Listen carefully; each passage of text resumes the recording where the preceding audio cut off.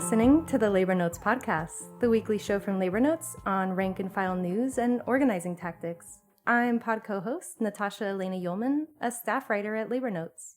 And I'm pod co-host Danielle Smith, organizer at Labor Notes. If you're in the middle of a contract campaign or about to start one, or love your local climbing gym or a nice mountain vista, this is going to be a good one for you. We're going to talk about what a contract campaign looks like, especially one that builds the union and sets you up to win what you and your coworkers really care about. And just about time too, because we're only days away from the Labor Notes online workshop series, Winning a Strong Contract. I run this workshop with fellow Labor Notes organizer Lisa Shu, who's here with us today to talk about it. So first, a quick overview of this workshop series. It's got two parts, with part one this coming Monday, July 7th. We'll regroup for part two on the following Monday, July 14th. You can sign up at labornotes.org/events. In both workshops, we'll go over the basics, which include putting together a contract action team, or CAT, the important relationship between the contract action team, bargaining committee, and membership, that tried and battle-tested framework for building power and leverage called the Campaign Mountain. I'm known to be something of a Campaign Mountain stan myself, and ultimately putting organizing at the center of everything we do. I've been on the Campaign Mountain, and man, is it an intense, exhilarating hike. Welcome back, Lisa, and thanks for being here. Thanks for having me. I have a lot of thoughts and questions for you both. I know we're going to get into the stages of a contract campaign under what we call the Campaign Mountain framework of building power and escalating actions. But before that, at a high level, is there anything you'd want folks going through this process to know? Danielle, you want to take that first, and then Lisa? Yeah, I think it would be good to take a moment just to acknowledge that different unions approach bargaining in different ways. Many unions don't really involve their members in negotiations.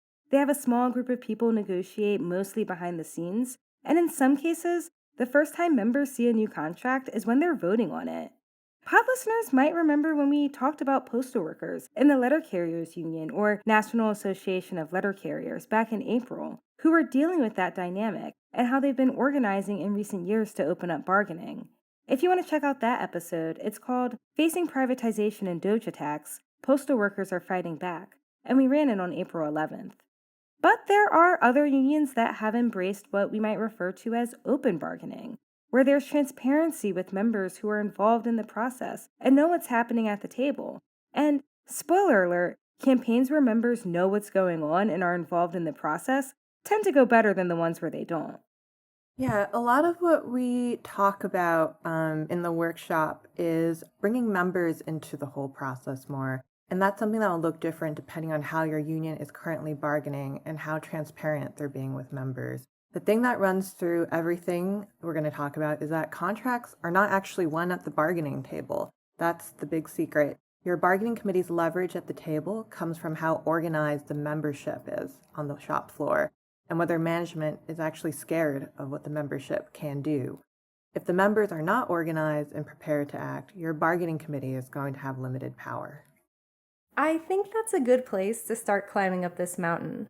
Now, unfortunately, this is a podcast and not a video, which means you're missing out on seeing our producer Sindhu's adorable cat, and we also can't show you our Campaign Mountain graphic. But if you've got a minute, look up Labor Notes Campaign Mountain, or if not, picture an outline of a mountain in your head.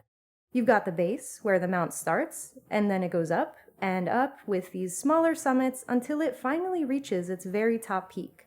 And then, of course, the peak slopes down on the other side. We mapped this image to 4 stages of a contract campaign. Do you want to talk us through the stages, and then we'll get a little more in depth into each one? Sure. Danielle, maybe you and I can take turns with each? Sounds like a plan. Okay, so stage 1 of Campaign Mountain. So we start at the base, at the foundation.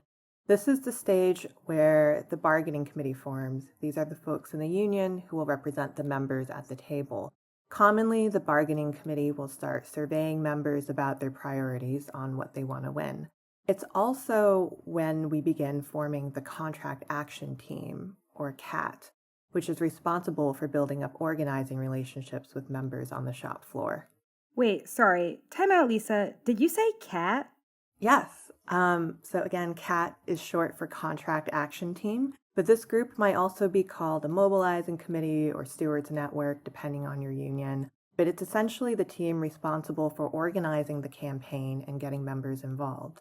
Sometimes it might be or even overlap with the bargaining committee, depending on the size of your union.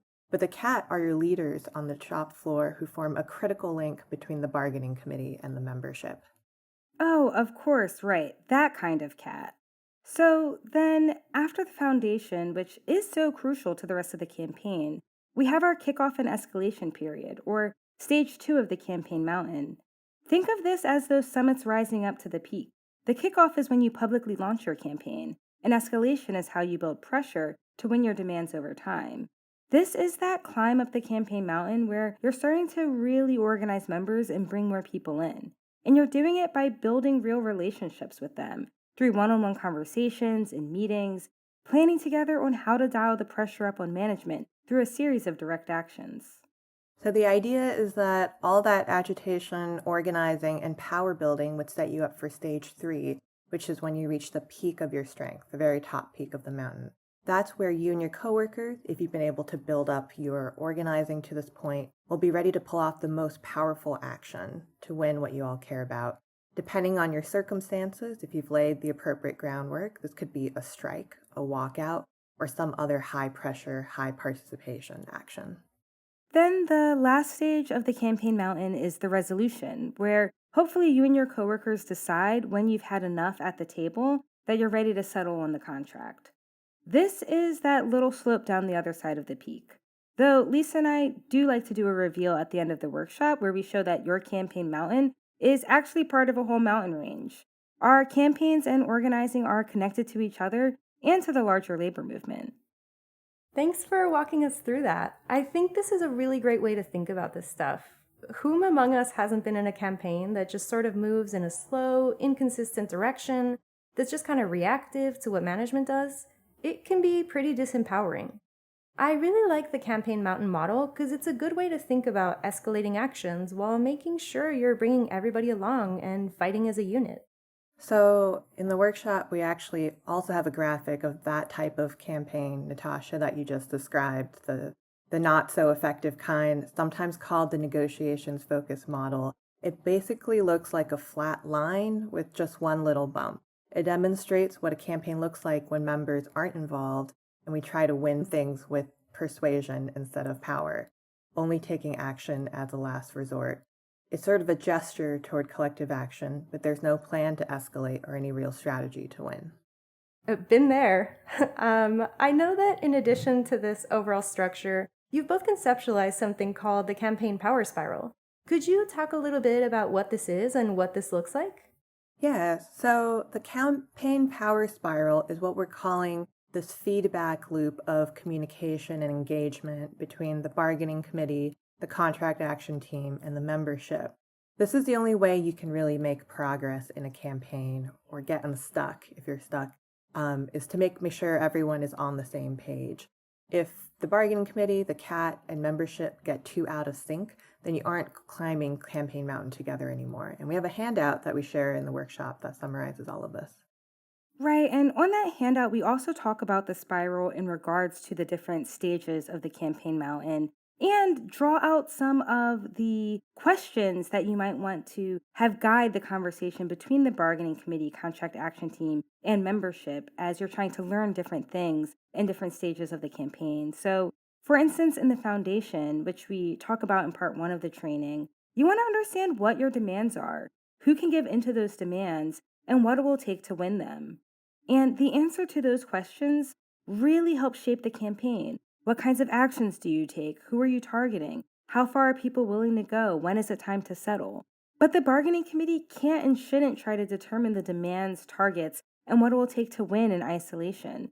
It's so important to work through those things in the spiral to have a shared analysis of the campaign with members about where things are going so that those members are invested and ready to take action and are the ones driving things forward, not being dragged along or shut down.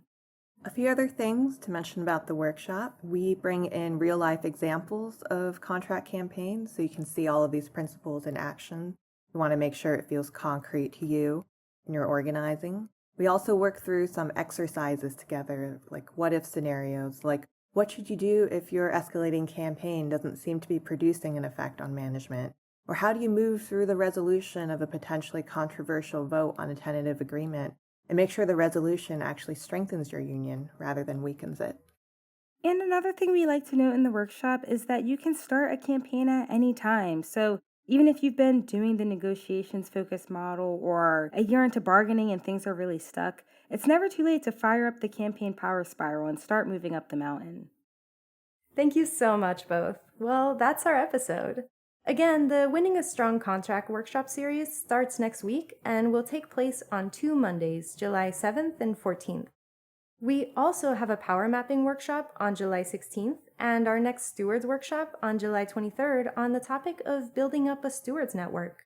We're also planning some in-person Troublemaker schools later this year, including one coming up in September in Durham, North Carolina. Please sign up for any and all of our upcoming events on labornotes.org. Please rate us or leave us a review on Apple or Spotify so that other workers can find the podcast. If you're listening to us on Podbean at labornotespodcast.podbean.com, download our episode. The Labor Notes podcast is produced by Natascha, Elena, Ulhmann, Sindhu Sundar, and myself. Our title music was written and performed by Labor Notes Labor Climate Organizer Keith Brower Brown. See you next week. Solidarity, y'all.